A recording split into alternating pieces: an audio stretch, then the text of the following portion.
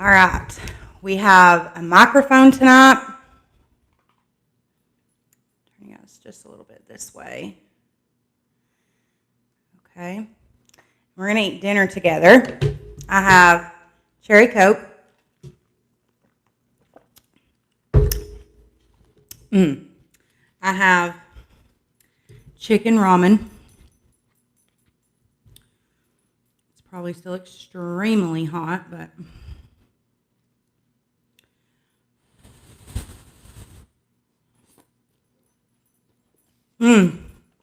very good though. I should have got a paper towel, but whatever. And then I have a couple different chip options.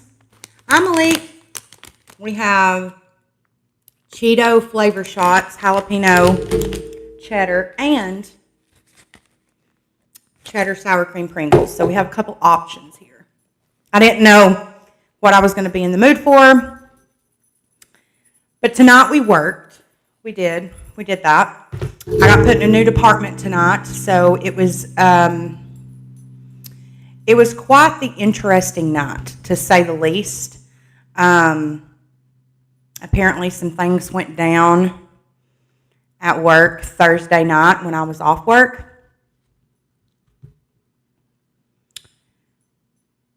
On the Kim breakup. I figured you guys were going to want my opinion on that. Hold on, let me take a bite.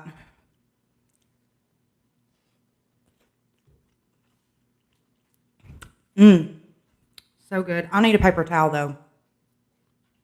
Hold on. Hold, please.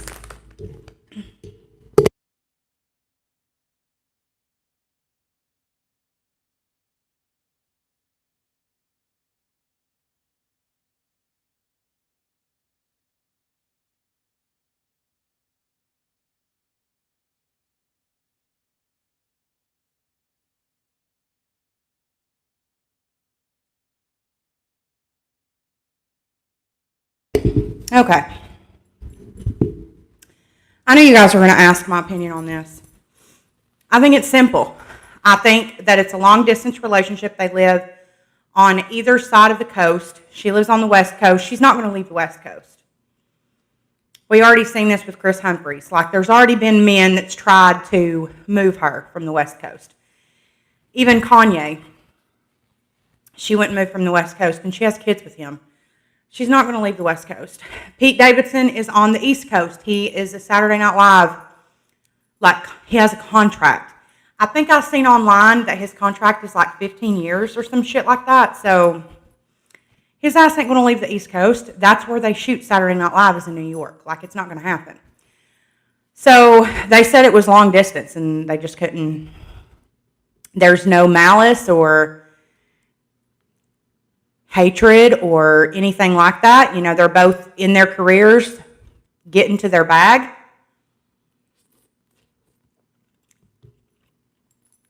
I didn't see, let me correct that. I hoped that we would have Keith forever. But in the back of my mind, I knew that this one wasn't going to last. I mean, really and truly, if you sit and think about it, Kim, of course, I think she needed the laughter. I think she needed a break from any time that I've seen an interview with Kanye or seen Kanye like with paparazzi or on a red carpet or interviews. He is always very much like, if there's any celebrity that I would probably hate to interview, it'd probably be Kanye. While he would be brilliant and I would love to like dig into his mind, he's such a serious person. Like, he's such a type A personality to where it's very cut and dry with him. I can imagine being with him would be very interesting. You know, so yeah, I did not see her and Pete lasting anyways. It lasted longer than I thought, to be quite honest. But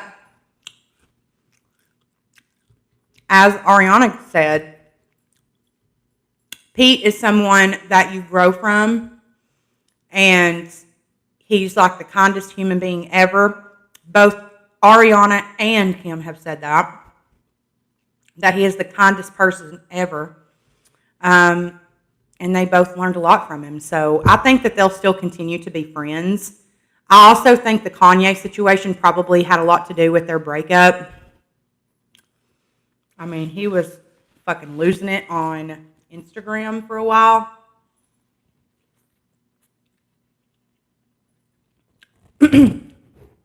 Over their relationship, when all Pete wanted to do was be with Kim, you know? And he wanted to be a part of her life. And we learned in the series that Kim is the one who went after Pete, not the other way around. She was like messaging his managers and shit, like trying to get his phone number. So I can't say that I'm surprised that they didn't make it, but it sucks because I would love that for Kim. I think that Pete is exactly what Kim needs, but now that I think on it, I think that's what Kim needed in that moment. And who knows? This could be temporary. They could get back together. I don't know. But I did love that relationship. So, R.I.P. to Keet. Love that moment for her. In other news, I'm seeing all over Twitter that new evidence has come out in regards to Amber Heard and Johnny Depp's case. And apparently it's evidence against Johnny and what Johnny said.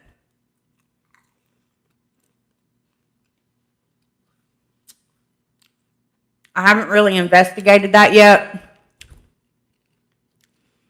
So I'm going to try to go through the court documents and see if I can find it. Because if you didn't know, court documents are public information. So I'm going to try to find the document myself and see what it is. Not go off of what drama channels and E! News. No. I'm going to look it up myself and see what it says.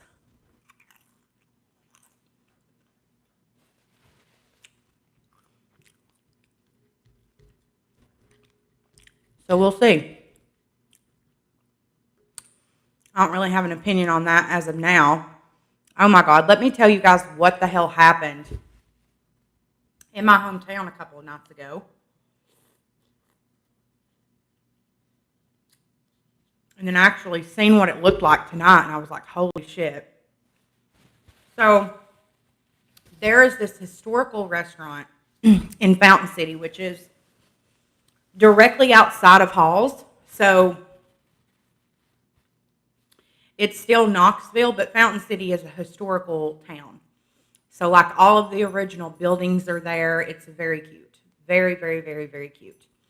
Anyways, there's this historical restaurant. A bunch of restaurants have been there. It's always been like a diner type of place. And then last year during the pandemic, Sweet Peas opened up there, which Sweet Peas is very popular in Knoxville. It's like a barbecue diner type place. Anyways, Chris shows me on Knoxville Crime on Facebook, it's always on fucking Facebook, that a car was going 70 miles an hour down Tazewell Pike. Now, let me just let you know, Tazewell Pike is a 2-lane road. There is one red light at the corner of Tazewell Pike and Jacksboro Pike, both of which are 2-lane roads, okay? Very, very small roads.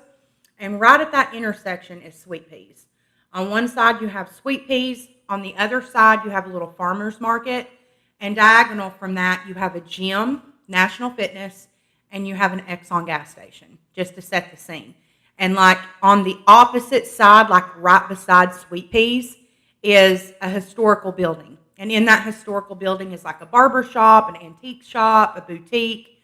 Like everything is very old school in Fountain City. Like it's the original standing buildings, okay?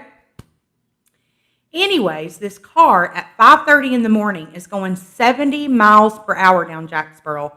To put that into perspective for you, Jacksboro is 30 miles per hour. That's going 40 miles over the speed limit, okay, my friends?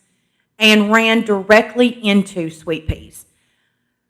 So the farmer's market caught everything on camera because the farmer's market is directly in front of, like, here's Sweet Peas, here is the farmer's market. So their surveillance camera seen the entire thing. The only thing Sweet Peas saw was they had security footage and then they didn't. Y'all, this car, on the security camera, you can see the car hit Sweet Peas, right? Guys, tonight I drove by Sweet Peas and half of the building is gone. Keep in mind, this was like a 2-door sedan, like compact car, okay, that hit Sweet Peas. Literally the whole front portion halfway down is completely gone. Like completely gone. I was shook. I was shook when I drove by. I was like, holy shit. Because the person who posted it to Knoxville Crime, they were like, oh, Sweet Peas got hit. It was nothing like half the building's gone. And it's a historical building, so those original bricks and shit you can't get back. They don't make stuff like they did back then. So I just feel bad for the owner of Sweet Peas. Like, that spot, it's not directly off Broadway in Fountain City. So, like, things off of Broadway tend to get a lot of business because they're directly off the main road. Like, to get to Sweet Peas, you have to be off Jacksboro or Tazewell Pike, which are back roads. So, typically, only people who live in Tennessee know of those back roads. So, if you were driving down the interstate and you got off at Broadway to go eat, you would not know how to get to Sweet Peas. So, it's like a hometown place. Like, it's just so sad. And I'm pretty sure that I read that the person just did a hit and run. So they literally ran into, and I don't know how the fuck they drove off. Because literally half of the goddamn building's gone. And they have that side of Tazewell Pike and that side of Jacksboro, completely shut down. It's completely closed.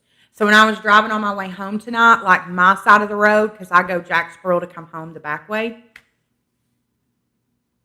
my side of the road was open, but the other side was closed. And that's when I looked over at Sweet Peas and I was like, holy fucking shit.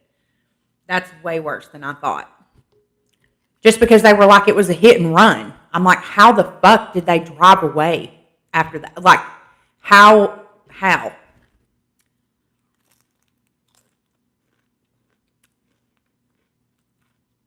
So sad. But anyways, got put in a new department at work tonight.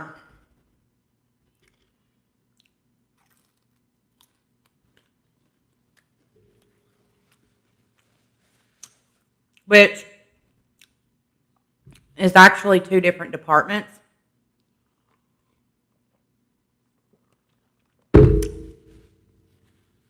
So it's actually more work than I was doing. I'm going to have to get new shoes. These shoes that I have, it's just not going to work. As soon as I can afford to get me a pair of Hoka's, I'm going to have to, because my literal right foot, I have plantar fasciitis, for those of you guys who are new to my channel and don't know. Plantar fasciitis is in like the center of your foot and on the heel, like the balls of your foot. And it kind of feels like, the only way I know to explain it is like if you were to step on a rock. You know how you get that like sharp pain on the heel of your foot? It's like that constantly for me.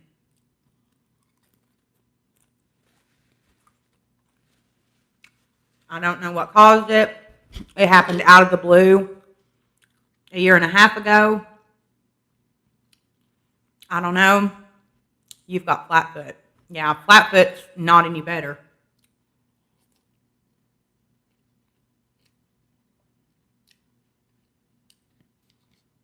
And I got a pair of Hoka sandals because if you're not familiar with Hoka tennis shoes, they're literally $200 fucking dollars.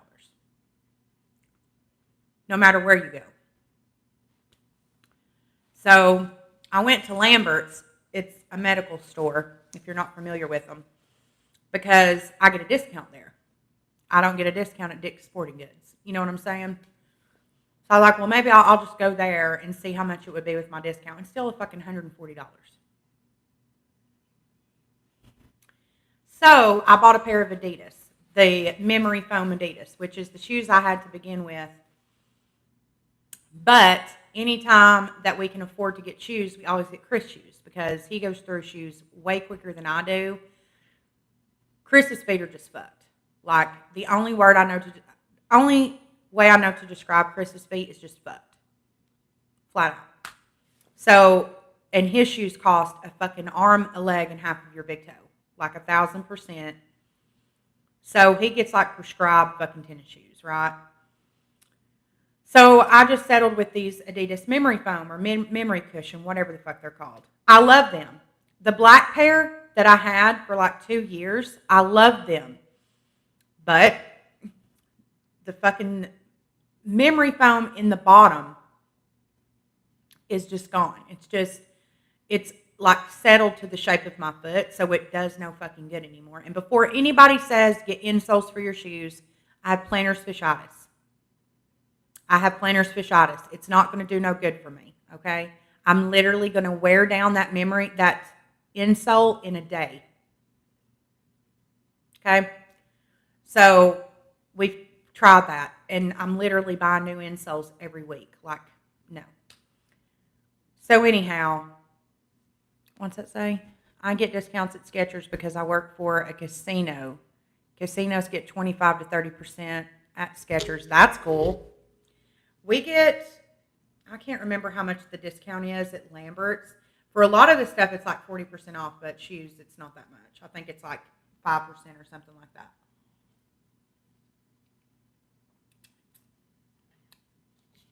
You're basically still paying for the shoe, you know? What the fuck is that? I don't know, maybe I was seeing things.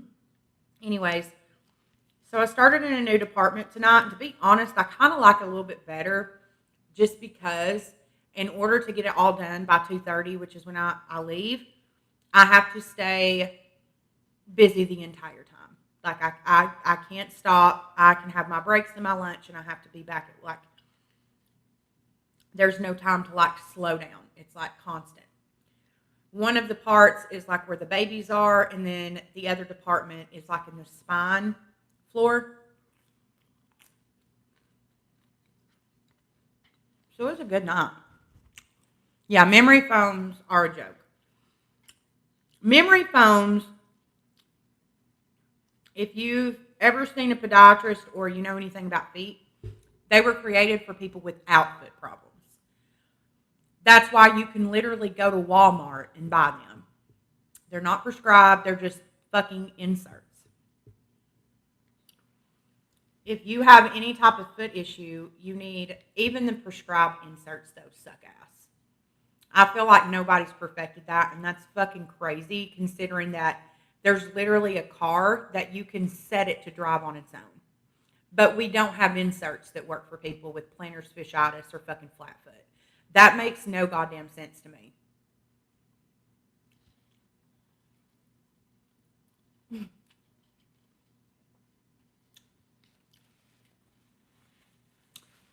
Anyways, yeah, tonight was a really good night. I'm really liking my new department. Like I said, I stayed busy all night. Took a lot of steps, though, almost double what I was doing. That's only because I have to go to the third floor, to the sixth floor, back to the second floor, back up to the third. Like, it's back, forth, back, forth, back, forth, back, forth. So normally I was taking like 12,000 steps a night, and tonight I took 22,000. To put that into perspective, that's over 8 miles. 8 goddamn miles. Are you joking me right now?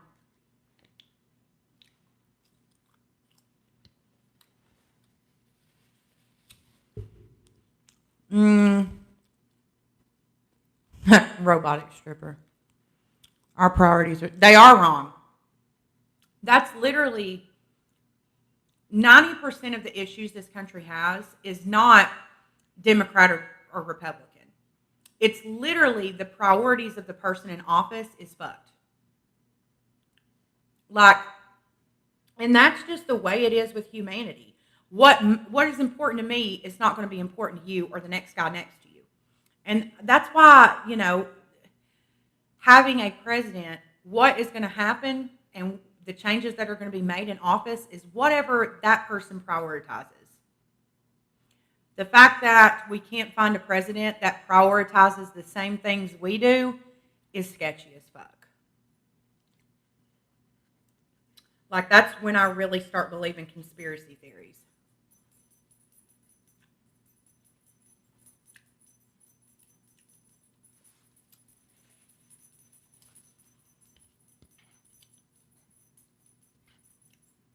Did you guys hear that Andrew fucking Tate, that nasty motherfucker? Oh, I can't say his name on YouTube. They literally took my live down last night. Tate, we'll just say, is coming out with his own fucking tater tots. I laughed so fucking hard when I heard what Tana Mojo said on Jeff's podcast and said, is it going to be like Mr. Beast Burger but misogynistic, so they're going to spit in your food? I literally laughed so fucking hard. Okay, so if you don't know who Andrew Tate is, he is a misogynistic fuck. He literally says openly that women are property. We aren't to make our own decisions, drive cars. He also says, and this is just a trigger warning for people who have been involved with sexual assault or have been raped, click out of this, please. But he also says that women who are raped need to seek their own accountability. Just fuck shit. He's also nearly 40 and only dates 18 and 19-year-olds so that he can mold their minds. He's absolutely fucked. Literally Google him if you don't know who he is.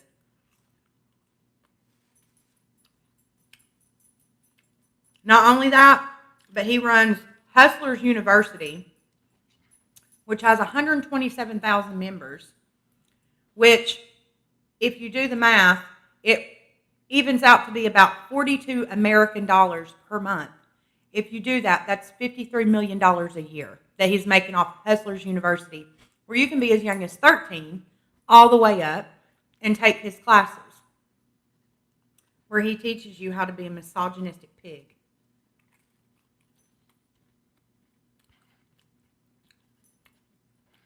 And men that respect women and treat their wife or their spouse with respect, they're not alphas.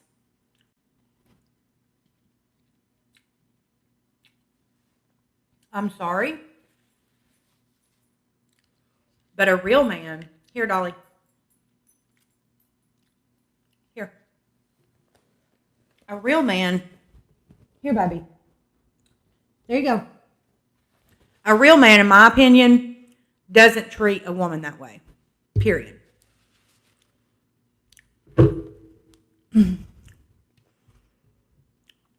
Yeah. I think it's more than his own demons, though. I think I don't know. There's just something inside of me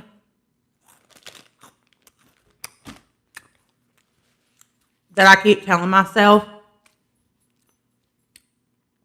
he has to be doing it for clout. This cannot be how he actually feels. But if that's the case, then that means Hustlers University is a scam. He's making well more than $1 million a month. So if in facto he is doing a scam that's over $1 million, that would mean he would be okay with being charged with a felony. Because that would be a felony if he didn't really stand behind those principles. And he says it with so much integrity, like he actually believes it. Like, I don't know, but I feel that I'm pretty good with calling out people who do things for clout. I mean, just about everyone who's done some shit like this for clout, I've called it.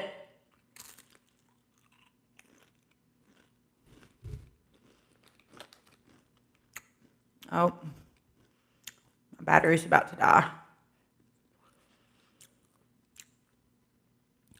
Anyways, you guys, I'm so tired. My knees and my ankles hurt so fucking bad. It's unreal. I'm so tired. This job is so hard. So hard. Literally, if I'm not able to film on Saturdays or Sundays, there's no way I could film through the week with this job. Like, it is so fucking hard. Like, just think about every object that's in an emergency room, that's in an OR room, in an operating room. That's what I clean. Think about every little thing that's in there. Google an operating room.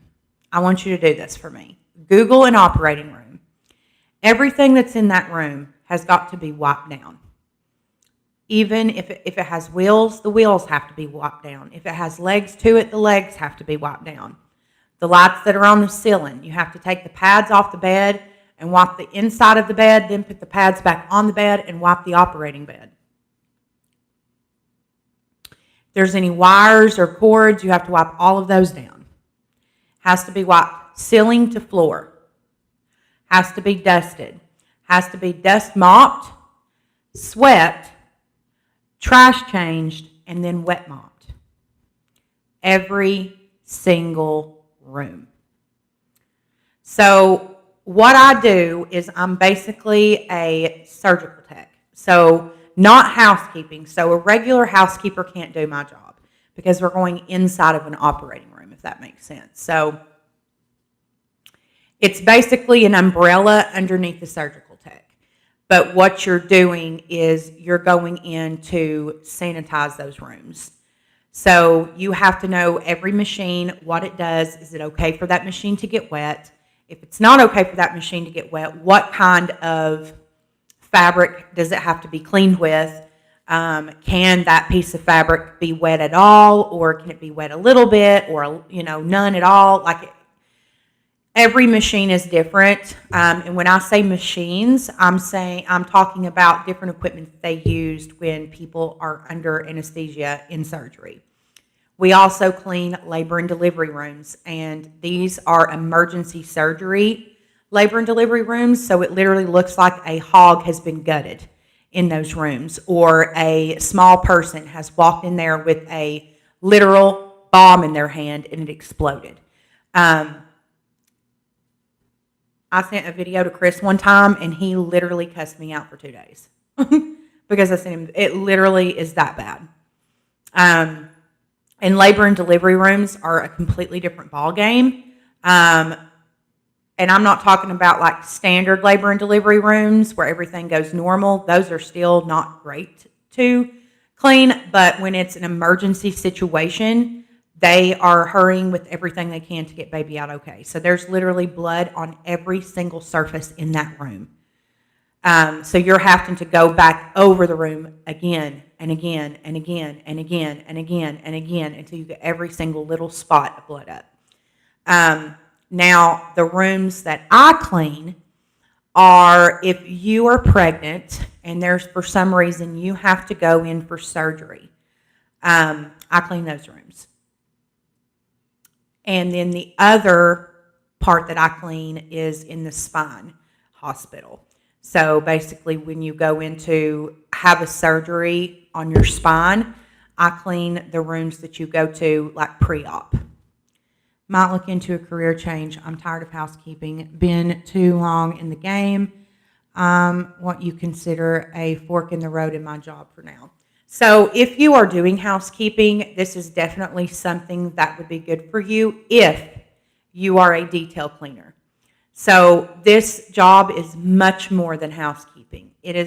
Housekeeping is not the word for this. You also have to have a certain type of stomach for this because you can walk in a room and there'll be skin in the floor, like a lot of different things. I'm not going to go into great detail, but you can imagine what would be in an operating room after a surgery has ended. Okay? Keep that in mind. You've also got to be okay with piles of blood being on the floor, and you're the one that has to clean that. There was even one night where someone shit during surgery, and I had to pick that up. So it wasn't a bag, but still, it's poop. So, while some people might consider it housekeeping, it's actually different than that. However, any hospital does have standard housekeeping jobs. So if you're just wanting to run a floor scrubber, or you're wanting to wax floors, or you want to clean basic waiting rooms or offices, any hospital does hire for those things. I don't know what they pay for those types of things, but for what I get paid for is in the mid-20s. Upper to mid-20s is what you would get paid to do what I do. I'm imagining that a basic housekeeper would be paid less than that. I don't know that for sure.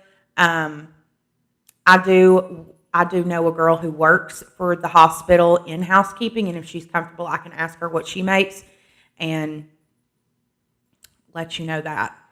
How do you feel with the whole monkeypox and C19 going on in that field? So, aside from monkeypox and C19, the other thing that has been brought to the medical field's attention is Bulletproof Vest. So unfortunately, with everything going on, I'm assuming with us it's not going to be much longer. I know that they just announced it in Knox County that surgeons, nurses, if you work in a hospital, basically you'll be wearing a bulletproof vest. I'm hoping we can hold, if that is something that our hospital is going to start to do, which I'm assuming since it's a Knox County thing, I'm assuming it's only a matter of time. I'm hoping that that doesn't happen. I'm hoping that something changes or they come up with some other plan, because we burn up and sweat our asses off anyways doing what I do. I can only imagine what it would be like with a bulletproof vest. But then when you add things like COVID-19 and monkeypox on top of that, it's been getting out of hand so it's been moved to hospitals. So not only is it required in security jobs, police jobs in general, now if you are an emergency first responder, if you work in either of those situations, you will be required to wear a bulletproof vest. They're even talking about teachers. Even if you're a janitor at a school, if you work in a government agency at all or a government building in Tennessee, they are saying that we're going to have to start wearing bulletproof vests at the start of 2023. I'm hoping that something changes because I couldn't even imagine that. With COVID-19, it's stressful because the rooms that I clean, it's emergency situations. So even if they do have COVID, they still have to have the surgery. It doesn't matter. So, but they will let us know, hey, there was someone who tested positive, just letting you guys know, be cautious or whatever. Monkeypox, we've not had any cases at UT yet as far as I know anyways, but it's still scary as fuck. I mean, anytime something like that happens, it's scary as fuck. Anytime there's any type of pandemic or national spread virus, anything, it's scary. But what makes it even more scary is I live in the South, and unfortunately a lot of ignorant people live in the South. And I'm saying that being from the South and living in the South, and I love my home. But it's just facts. A lot of people in the South are very ignorant to reality. I think that they tell themselves that because Southern people very much have the mentality of always being right, even when they're wrong. So even if there is scientific evidence to prove them wrong, they are still going to tell themselves and others that they are right. And they will, do everything they can to persuade you, even if you know the facts. It's very bizarre. But with that, they refuse. There are some of them who have refused to wear masks inside of the hospital. CDC in our county requires that you wear a mask inside of places that require them. So if you're going in a place of business and they require masks, you have to wear them or leave. Our hospital is one of them. That should go without saying. 9 times out of 10, if you come to the hospital and you have COVID, you're sent home. My mom was with unstabilized blood pressure for over 3 days, and they still sent her home. So the worst of worst cases with COVID are at the hospital. They only keep the ones that are the worst of the worst. That's, our visitors have went back down. Who can be in the room when you have your baby has went back down. All of these things. So it's just frustrating when you see, like I told you guys a couple weeks ago, like a family of 6 walked in the hospital. It was a husband, a wife, and 4 kids. Kids ranging between maybe 2 and 16. None of them were wearing a mask. When security told them they had to wear a mask, they threw a fit. They let them know, listen, you're going to be going on a floor where we house COVID-19 patients, and you're going into that waiting room. It's just for your precaution. It's just for your safety. And they refused. So they were asked to leave, and they threw a fit. But just know that if you're going to a hospital, that is for your protection. It's not about what your beliefs are. It's not about any of that. It's about protecting you. Because like I said, 9 times out of 10, 9.5 times out of 10, if you come to the hospital with COVID-related symptoms and you are tested positive for COVID, you're sent back home. There's literally nothing that they can do. So if you are put into the hospital and you're taken to the COVID floor, you are one of the worst cases. So, yeah, that's frustrating. That's frustrating. For me, I chose to get vaccinated. Well, correction, I was forced to get vaccinated for my job. So, yes, I can still get COVID. I'm hoping that if it did happen, that the vaccine would make it more bearable. I've been told that that's what it was made for to begin with, to make it more bearable for you. I'm hoping that that's the case. As you know, in Tennessee, healthcare workers do not get hazard pay anymore. I don't know of any state that does at this point. There might be some that have kicked it back into happening, but not in Tennessee. So if I were to get COVID, you don't have sick time, sorry for you. Especially here in Vegas, because we have high tourisms from all over the world. Yeah, I keep mine when I'm working regardless. Yeah, I can imagine in Vegas. I could imagine. Now, see, the hospital that I work at is the main hospital in my area. Like, people are rushed to this hospital all over the state. So it is the main hospital where they can do everything. And any type of trauma situation in the area, sometimes even in Kentucky, North and South Carolina, like all surrounding us, Georgia, Alabama, the whole 9 yards, all states surrounding us, those people will also be rushed to our hospital. So that's also really freaky. Because our hospital is where the LifeStar unit is. So the LifeStar is the emergency helicopter for our state. So if it's like a traumatic situation, they're rushed to our hospital. So, and just think, if the person in that helicopter tests positive with COVID, you think that they're going to turn around and take them back? No, it's an emergency situation. They're going to still come to the hospital. They're going to still have emergency surgery. What's the craziest, wildest thing you've seen in your current job? So wildest or craziest, that's not the worst thing. So you're not asking what's the worst thing I've seen. So the wildest or craziest, I shared this story on TikTok.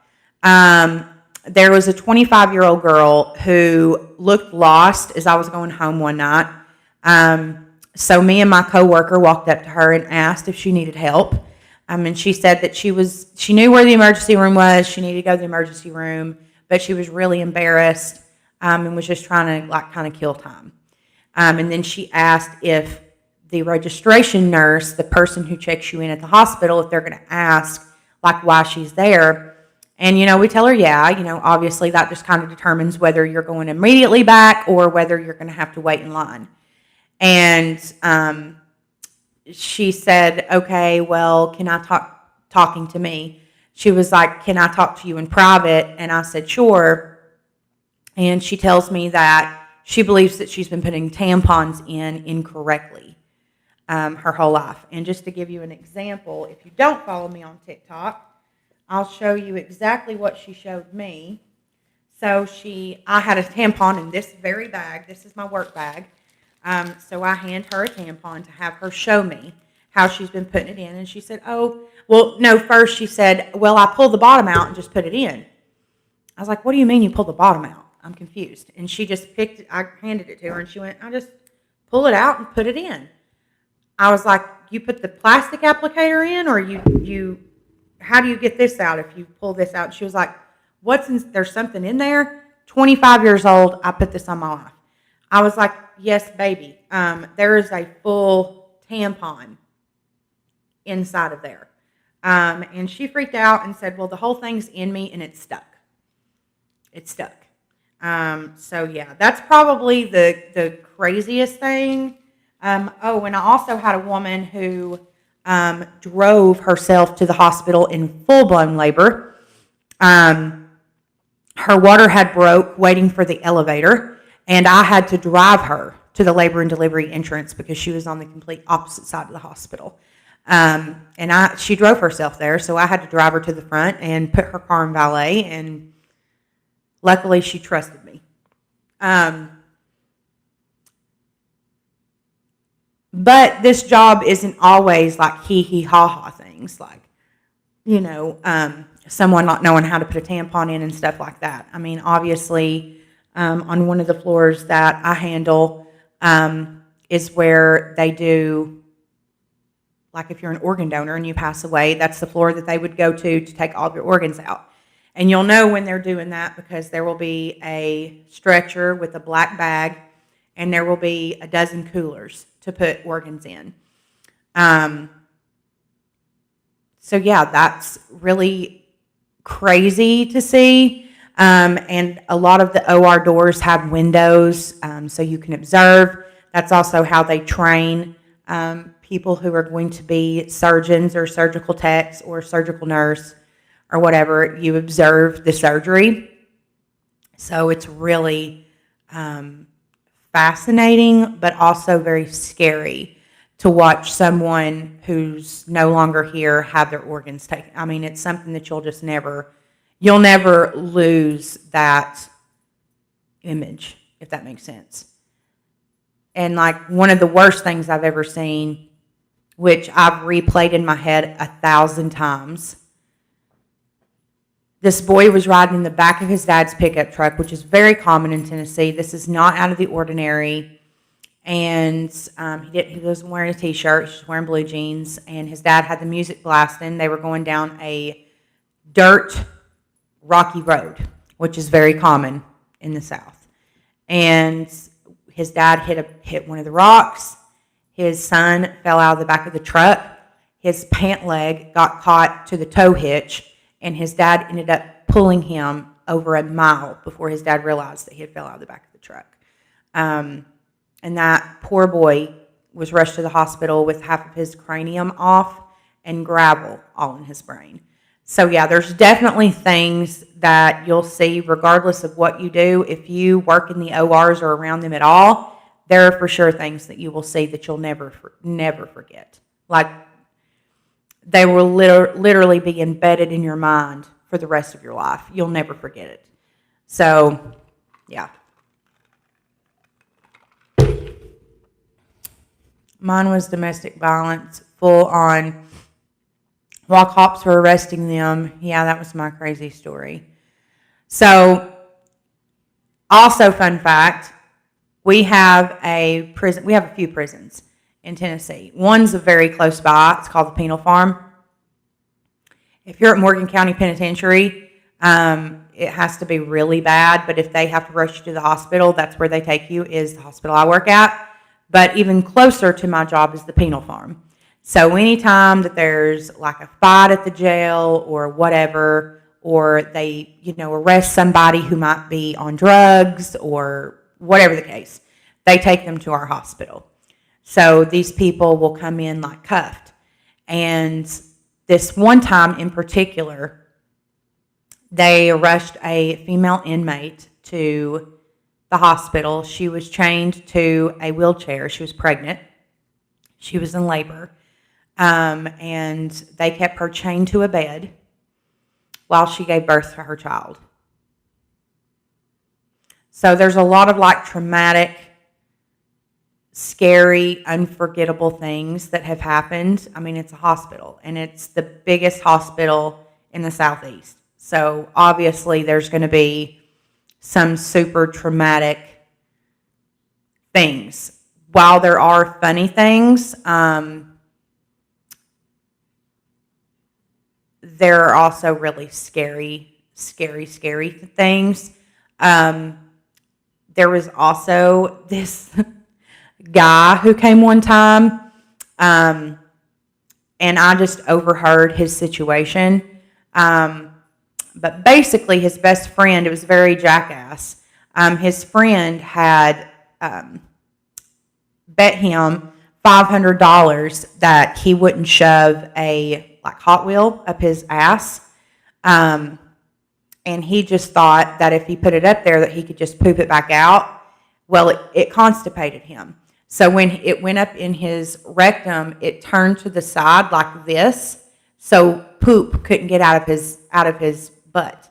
And he came walking in the hospital like this because of the pressure of that car that was just weighing on not only his rectum but his tailbone. So that was pretty comical, because what a dumbass. I mean, you very much just did that on your own free will. You very much just stuck a car up your ass on your own time. Nobody forced the car up your ass.